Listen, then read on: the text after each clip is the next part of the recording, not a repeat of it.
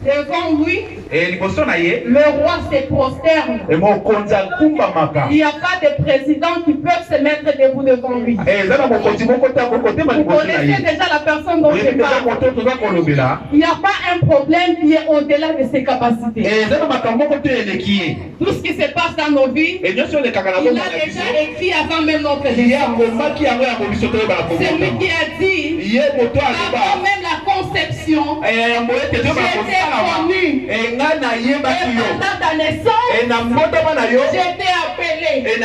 Bien-aimé, aidez-moi ce matin à acclamer le Seigneur.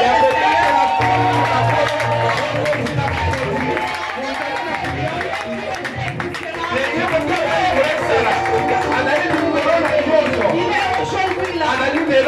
Si vous vous disposez, il est prêt à vous transmettre quelque chose. Recevez la gloire du Seigneur. Amen. Vous pouvez s'asseoir.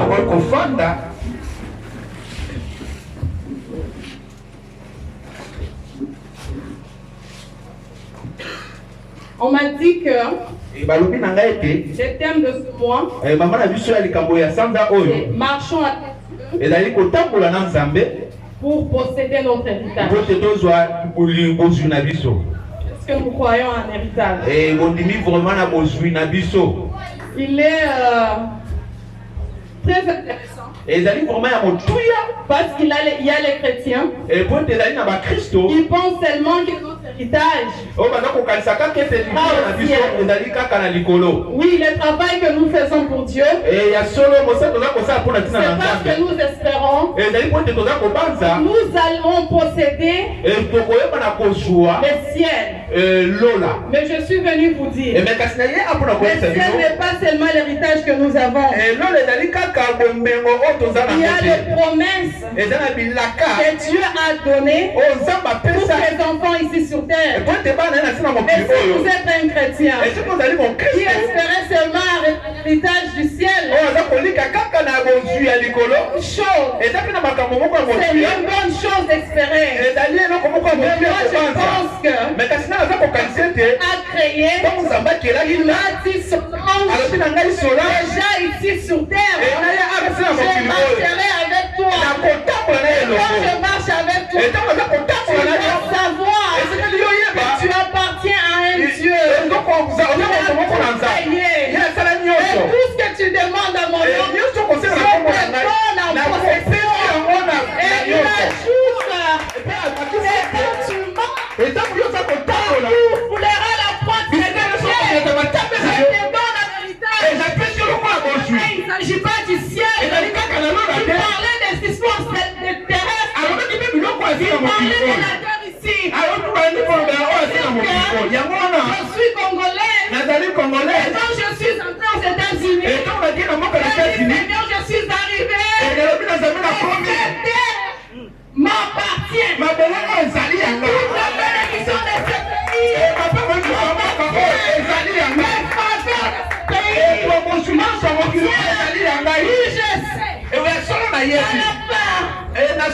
J'aimerais hériter le ciel. Mais pendant que je suis accompagné d'un Dieu puissant, je vais dans mon héritage. Il a promis dans la Bible.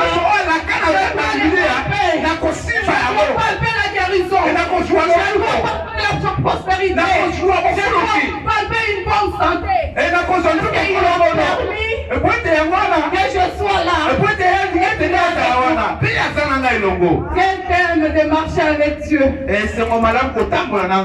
faut connaître la grandeur de ces dieux. Il y a des gens qui sont des chrétiens, mais ils n'ont pas encore découvert la grandeur de Dieu. Ce sont ces gens de chrétiens.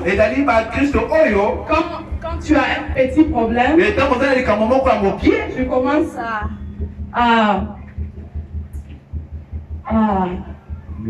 non pas murmurer, tu as un regard inquiet. Vous connaissez ces gens-là, non? Donc un petit problème, pour vous c'était comme si c'était la fin du monde. Vous ne pouvez pas manger aujourd'hui. Pour vous c'est comme si c'est la fin du monde. Je suis malade. Pour vous c'est comme si c'était la fin du monde. La Bible déclare que par ses meurtrissures, nous avons trouvé la guérison. Je connais la capacité de Dieu. C'est à moi de parler à la maladie. C'est mon corps. Temple du Saint-Esprit. Et Dieu demande que tu sors. Dieu nous a donné le pouvoir, bien-aimé. C'est à nous de voir comment on peut utiliser ça. Alléluia. Amen. Nous allons parler de la marche de Dieu, la marche avec Dieu vers notre héritage. On a déjà dit c'est moi que nous allons marcher avec Dieu pour posséder notre héritage. Je suis en train de faire des recherches et j'ai trouvé que dans la Bible, il y a plus de 8000 promesses. Amen. Amen. Plus de 8000 promesses. Donc 8000 promesses. Que ça soit sur le plan spirituel, il y a la promesse. Que ça soit sur le plan financier, il y a la promesse. Que ça soit sur la santé, il y a la promesse. Dieu a ouvert tous les aspects de notre vie. Alléluia. Amen. Et c'est ce que nous allons découvrir aujourd'hui. Un tout petit peu de ça. Quand nous marchons avec Dieu, ça ne sera pas facile. Et donc, vous allez trouver que dans la vie, des gens qui ne suivent pas Dieu, des gens qui ne marchent pas avec Dieu, des gens qui n'ont pas l'étoile en eux, vous allez trouver que leur vie est très facile. Vous avez une même expérience? Il y a des gens qui ne croient pas en Dieu. Mais quand vous allez voir leur vie, c'est très facile. Ils ont tout ce dont ils ont besoin. Ils sont en train de prospérer. Et des fois on se demande pourquoi nous les chrétiens, pourquoi nous avons des problèmes. Pourquoi Dieu ne peut pas intervenir? Pourquoi c'est nous seulement qui devons souffrir? Alléluia. Amen. C'est ça mon expérience. Je ne sais pas si vous connaissez ces gens. Moi, je connais beaucoup de gens. J'ai étudié avec beaucoup de gens. Et qui te disent que je ne crois. D'ailleurs, je ne crois même pas qu'il existe un Dieu. Mais quand tu regardes leurs résultats, les gens ici te dépassent à l'école. Je dis, Dieu, tu dois être en train de te moquer de nous. Comment se fait-il que quelqu'un qui dit qu'on ne croit même pas en toi? Nous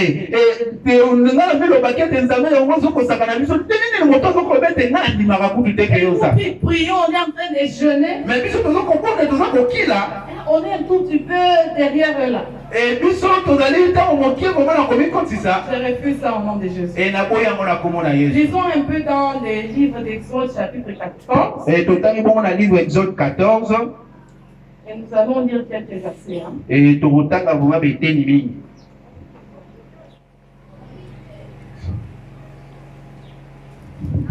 Est-ce qu'il y a quelqu'un qui peut lire pour nous? Nous allons lire le livre d'Exode chapitre 14, du verset 10 au verset 16. Exode 14, 10 jusqu'à 16.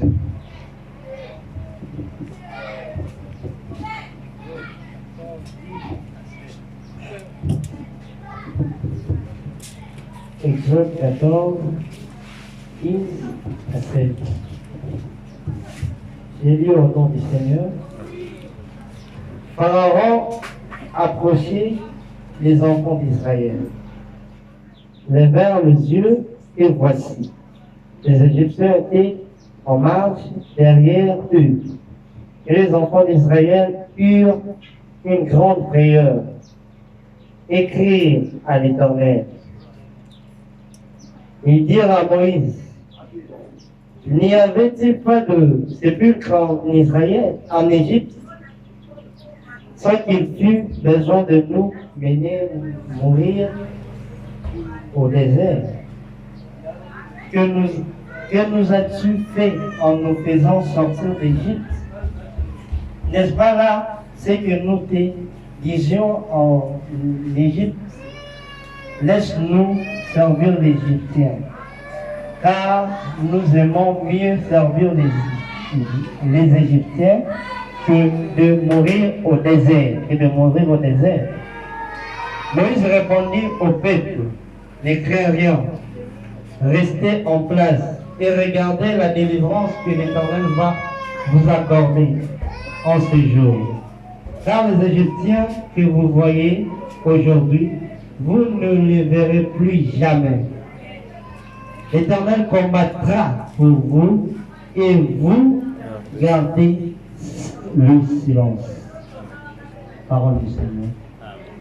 Amen. On peut bien s'asseoir. Vous connaissez bien l'histoire des enfants d'Israël. C'était un peuple choisi par Dieu. Dieu avait promis de marcher avec eux. Pendant à peu près 40 ans d'esclavagisme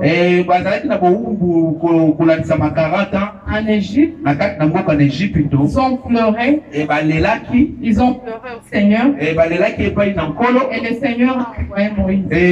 Vous savez aussi bien que Moïse c'était un prince d'Égypte. Dieu a permis que Moïse puisse quitter de l'Égypte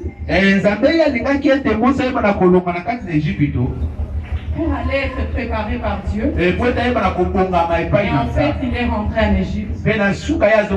Il y a eu un combat avec les pharaons. Les pharaons ne voulaient pas que le peuple d'Israël quitte l'Égypte. Et il fallait y avoir des démonstrations.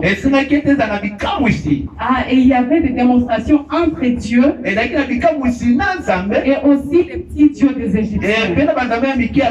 À chaque fois que Dieu faisait un miracle, et aussi il montrait leur miracle.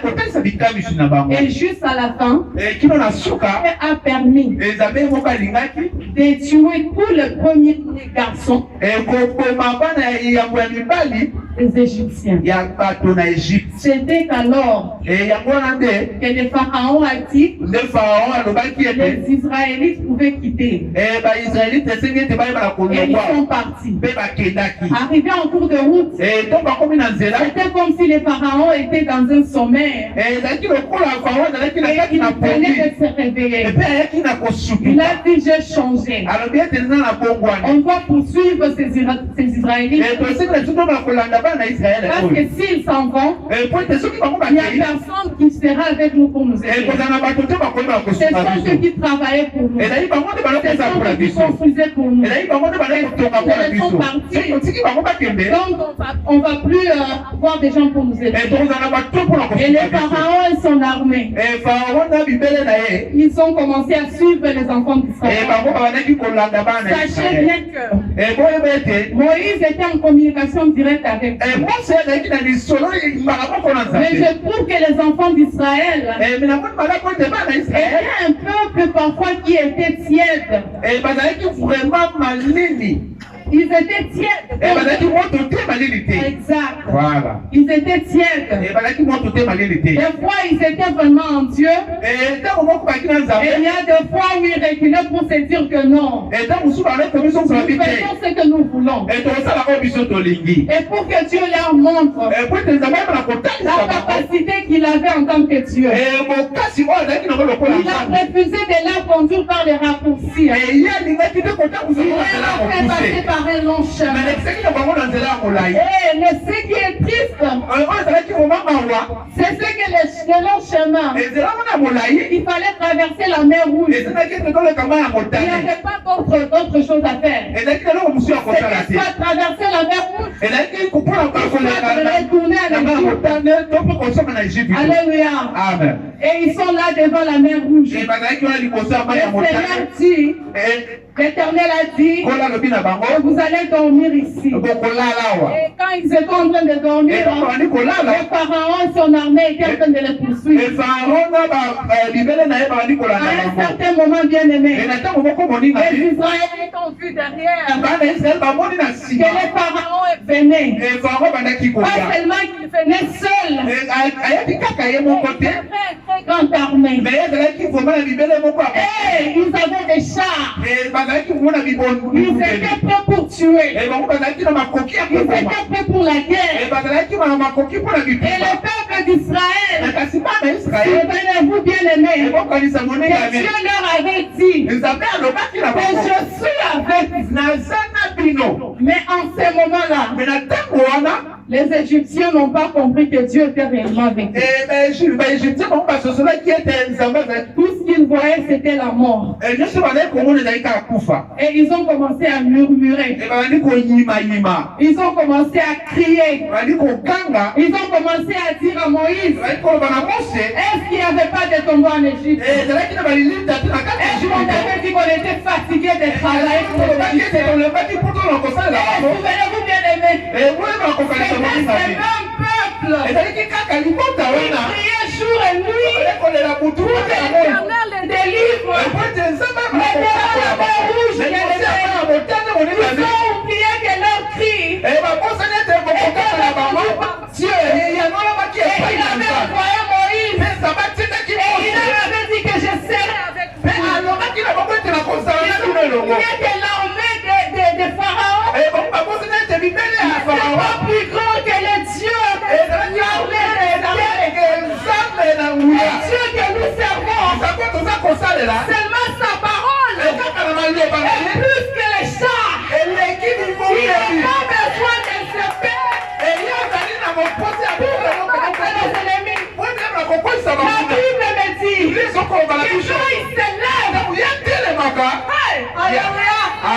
il se lève, seulement quand il se lève, il n'a pas besoin de dire le mot. Les adversaires fuient devant lui. Le roi se prosterne. Il y a Pharaon devant Dieu. La mer qui est devant. Mais qui a créé la mer? C'est lui qui a créé la mer. Il est pour sa parole. La Bible déclare qu'il a seulement parlé. Il a seulement parlé. Que la lumière soit. Maintenant, comment se fait-il que les enfants d'Israël sont en train de trembler? Comment ils sont en train de crier? Moïse leur dit, gardez silence. Sois calme. Il y a des situations qui vont nous arriver, bien aimés. Ne t'inquiète pas.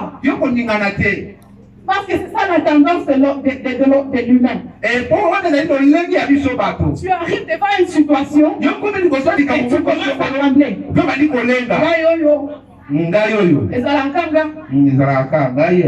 Alléluia. Amen. Est-ce que tu es en train de marcher avec Dieu? Et si tu marches avec Dieu, est-ce que tu le connais? Quand tu es en trouble, la Bible dit qu'il est le prince de la paix. Si tu es stérile, la Bible dit que dans la maison de l'Éternel, il n'y aura point de femme stérile. Alléluia. Amen. Si c'est le mari que tu cherches, si c'est la femme que tu cherches, la Bible dit qu'il n'est pas bon que l'homme soit seul. vraiment clair. Tu as un problème d'argent. Il faut connaître Dieu. La Bible dit que l'or et l'argent. Pourquoi tu es en train de crier? Pourquoi ils sont en train de crier? Moïse dit, soyez calme. Restez calme. Car les Égyptiens que vous voyez aujourd'hui, vous ne les verrez plus jamais. Regardez-les bien. Parce que c'est la dernière fois. Ce que Dieu m'a fait, vous ne verrez plus jamais. Si vous lisez bien jusqu'à la fin de ce chapitre, vous allez trouver qu'avec un simple bâton. Avec un simple bâton, l'Éternel a dit à Moïse, seulement étends ton bâton devant la mer. Et il a partagé la mer. Bien-aimé, je ne sais pas si tu as déjà vu la mer. Si tu as déjà vu les fleuves. Pour traverser à Brazzaville. Pour la pirogue, non? Mais tu es capable de te faire traverser à sec. Alléluia. Amen. Ce qui est aussi bien, c'est que Dieu avait aussi permis que les pharaons et son armée sont aussi entrés dans la même mer. C'était encore à sec. Les Israélites étaient de l'autre côté. Et les pharaons et son armée derrière eux. Ce Dieu est incompréhensible. Il a fait en sorte que partie de la mer, c'était à sec. Et de l'autre côté, la mer venait encore. Il a fait que toute l'armée d'Israël et les pharaons se sont évanouis ce jour-là. Laisse que tes ennemis s'approchent. Laisse qu'ils soient près de toi. Parce que c'est quand ils sont tout près que Dieu va permettre que les gens puissent revenir ensemble. Que les gens reviennent ensemble. Pour que toi tu seras dans la terre sèche. Et là c'est en train de s'évanouir. J'ai des ennemis moi. J'ai des ennemis. Parce que devant les ennemis, le Seigneur prend toujours sa gloire. Alléluia. So dans la marche vers notre héritage, il y aura les obstacles. Il y aura la mer rouge devant. Et il y aura les pharaons derrière. Garde silence. Sois calme. Laisse que tes ennemis s'approchent. Alléluia. Amen. Il faut que tes ennemis s'approchent. Nous allons parler du deuxième point. Et le deuxième point, nous allons voir ça dans les livres de 1 Samuel chapitre 1. Verset 9 à 19. Verset 9 à 19. Vous pouvez écrire ça et vous allez lire à la maison. C'est que dans la marche avec Dieu vers notre héritage, il y aura des mortifications. Alors, il y aura des mortifications. Les injures. Alléluia. Amen. Les injures. Les paroles méchantes. Dans ce livre, on parle de la naissance de Samuel. Samuel avait sa mère Anne, qui était mariée, mais sa mère avait aussi une coépouse ou une rivale. Anne était vraiment aimée par son mari. Mais Dieu avait permis qu'elle soit stérile. Son mari l'aimait beaucoup. Elle était une femme de prière. Malgré qu'elle priait. Malgré qu'elle priait, bien aimée. Dieu a permis qu'elle soit stérile. Elle avait l'amour de son mari. Mais elle était stérile. Son mari aussi c'était un serviteur de Dieu. Il allait de fois donner des sacrifices. Je ne sais pas si vous connaissez quelqu'un qui a les paroles méchantes. Les paroles qui peuvent te détruire. On te dit quelque chose et tu te sens comme si on t'a vraiment déshabillé. Pendant que cette femme Anne allait à la prière, la mortifiée. La mortifiée. Pour te dire que toi tu es quel genre de femme. Ça fait combien de temps que tu es marié, tu n'as même pas d'enfant. Ces mortifications-là ont amené Anne dans un état que seul Dieu pouvait intervenir. Pendant tout ce temps, elle priait. Mais elle est arrivée à un point, bien aimé, où elle est allée au temple. Elle a commencé à prier. La Bible déclare qu'elle a répandu son cœur. Elle a répandu son cœur. Elle a répandu son âme devant l'Éternel. Il y a Élie, le sacrificateur, qui était dans les temples. Et il était en train d'observer cette femme. Pour elle, c'était la dernière fois. C'était la dernière fois. Pour Anne, c'était la dernière fois.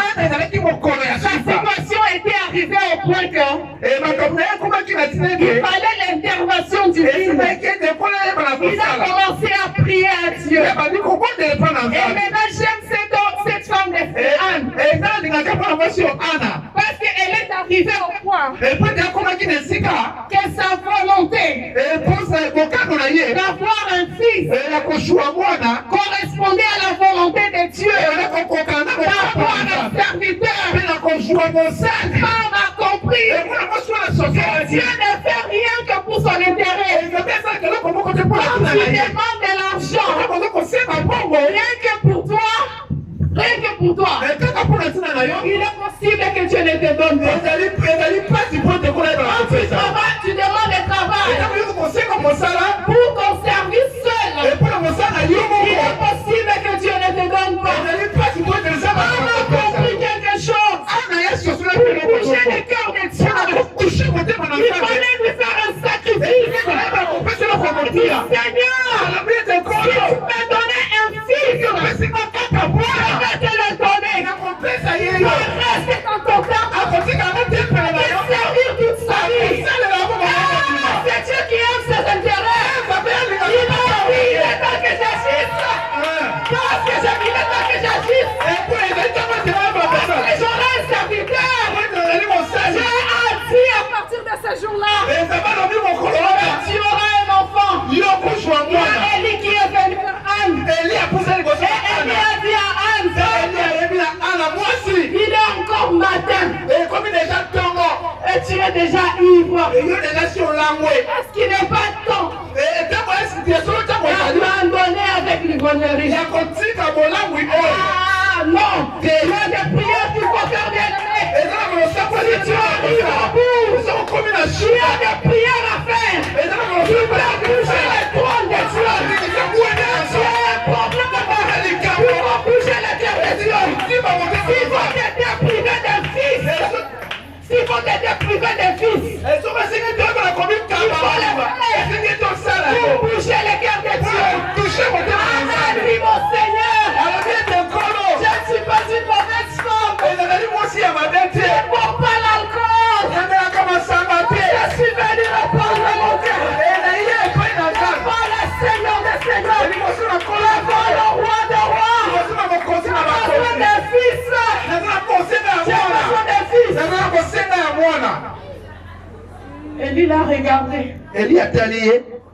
Il a dit que ça soit accordé.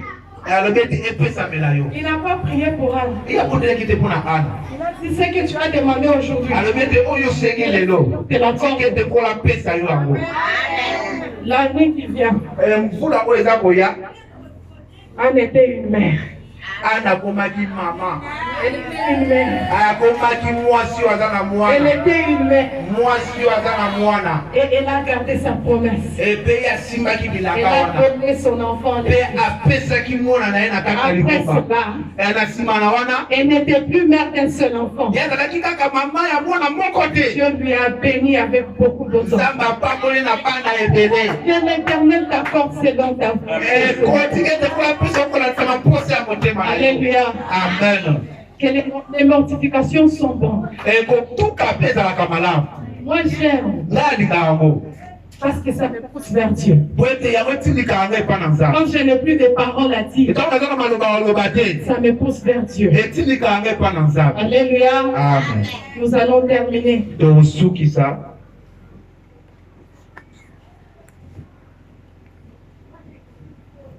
Nous allons terminer par un homme que j'aime bien. Vous connaissez Job? Vous le connaissez? C'était un homme riche. Il avait beaucoup d'enfants. Il faisait trop de sacrifices. Il avait les serviteurs et les servantes. Mais un jour, la Bible dit que pendant que Dieu faisait sa réunion, le diable aussi s'est présenté. Est-ce que vous connaissez ça? Que Dieu est en train de faire la réunion avec les anges. Et le diable aussi entre dans la réunion. Et Dieu, il est terrible. En lingala, c'est même à comme Alléluia. Amen. Il commence à dire, est-ce que tu as vu mon serviteur là? Et le diable dit que mes jambes. Et le diable je l'ai fait comme ça parce que tu l'as vu. Mais la monarchie, parce que pas lié. S'il te craint là, et c'est parce que tu l'as béni. Et c'est-à-dire que seulement c'est bien, tu verras.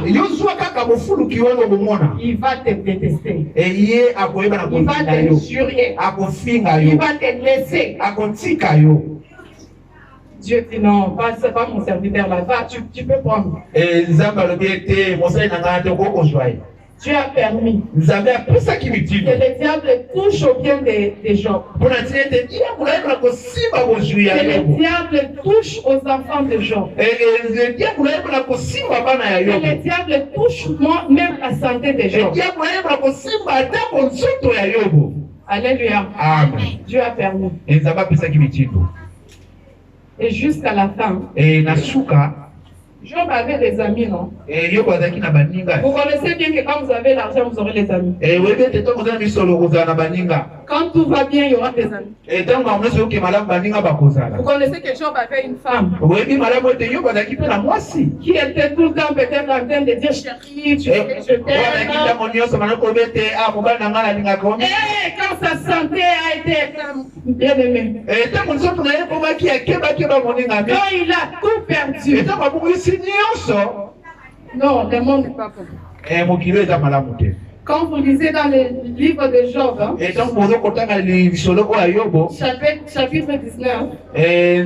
chapitre 19, je vais commencer au verset 15. Hein. Donc, déjà la femme de Job avait dit à Job, insulte seulement ces dieux que tu meurs. Ses amis sont venus, mais mon cher, laisse ces dieux que tu meurs parce qu'ils souffraient. Écoutez ce que Job a dit. Je suis un étranger pour mes serviteurs. C'est la réponse qu'il donnait à un de ses amis. Je suis un étranger pour mes serviteurs et mes servantes. Je ne suis plus à leurs yeux qu'un inconnu. J'appelle mon serviteur. Ne répond pas. Je les supplie de ma bouche. En vain. Mon humeur est à charge. Mon humeur est à charge à ma femme. Et ma plainte au fils de mes entrailles. Je suis méprisé même par des enfants. Si je me lève, je reçois leurs insultes. Je descends au verbe, on dit, mes os sont attachés à ma peau et à ma chair. Il me reste que la peau et des dents.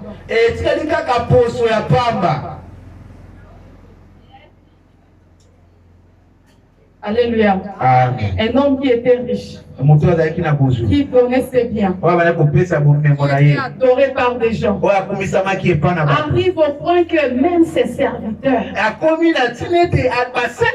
commencent à les insulter. Maintenant il dit, mais je sais que mon Rédempteur est vivant et qu'il s'élèvera les derniers soupirs. Quand ma peau sera détruite, il s'élèvera. Quand je n'aurai plus de chair, je verrai Dieu. Je le verrai et il me sera favorable. Les yeux le verront et non ceux de notre. Amen. Dans la marche avec Dieu, vers notre héritage, il y aura des insultes.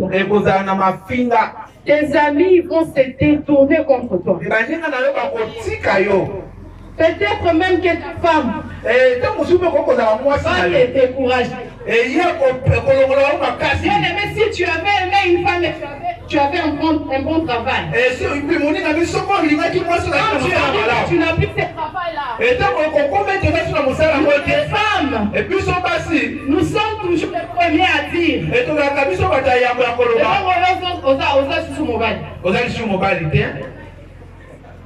Alléluia. Amen. C'était cet homme-là qu'on cherchait, non? Il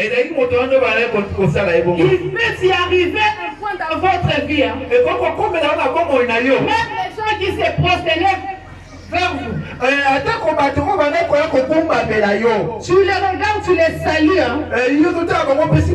Tu connais quand on te regarde là, on fait descendre les yeux 3 fois comme ça, non? C'est ce qui est arrivé à Job. Mais j'aime cet homme de Job. Même quand sa peau lui faisait mal, même quand sa femme s'est détournée contre lui, même quand ses propres amis lui demandaient de laisser ses dieux, Job a pris la parole. Et peut-être qu'il n'avait même plus de force. Je sais que mon Rédempteur est vivant. Il se révélera les derniers. Quand je n'ai plus de force, tant que je ne suis pas encore mort, encore de l'espoir que mon Rédempteur, il est vivant. Il s'élèvera les derniers. Et quand il s'élève, que ses ennemis se dispersent. Il ouvre sa bouche. Il déclare des bénédictions. Jusqu'à la fin de ce chapitre, vous allez voir que la vie de Job, Dieu a restauré sa vie. Dieu a restauré sa vie. C'est qu'il a reçu la richesse.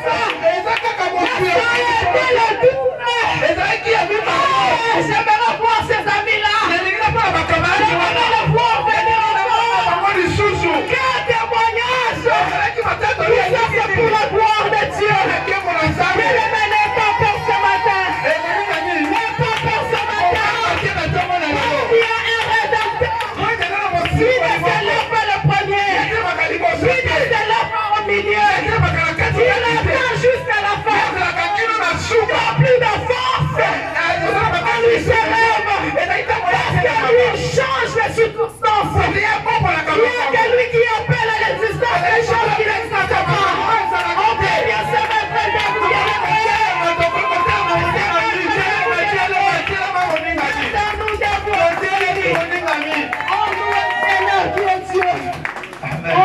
Dieu qui est puissant. On marche avec un Dieu qui est situation semble difficile. Il s'élève les derniers. Il s'élève les derniers. Il s'élève les derniers.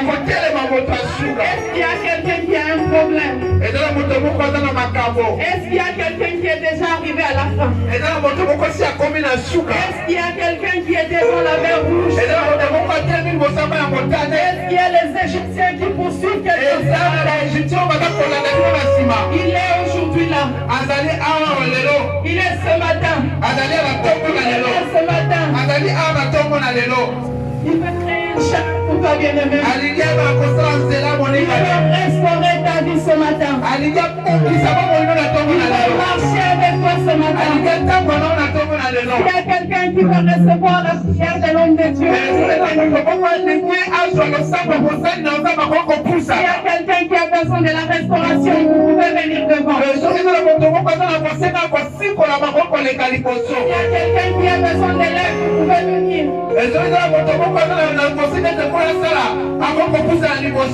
Il ne m'a pas fait quitter un pays. Pour que je vienne et je reparte avec ma bénédiction. Il est là ce matin. Je ne méprise seulement le Seigneur. Comme Anne a fait. Prie. Demande à Dieu ce que tu veux. Je ne sais pas l'intervention que tu veux dans ta vie ce matin. Demande à Dieu d'agir.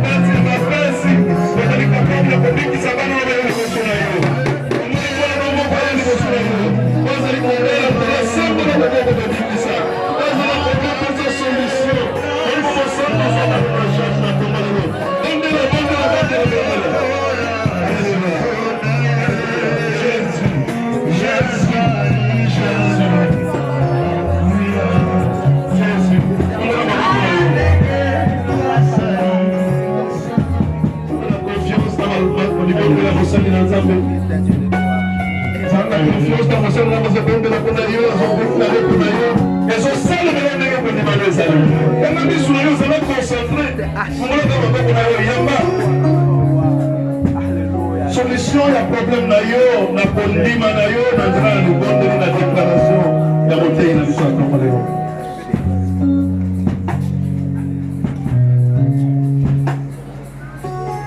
Seigneur Dieu, laisse que tes enfants reçoivent la bénédiction. Interviens, Seigneur, dans leur situation. Toi, tu connais la profondeur du cœur de tout un chacun. Seigneur, si tu m'as envoyé en Seigneur, laisse que toute bénédiction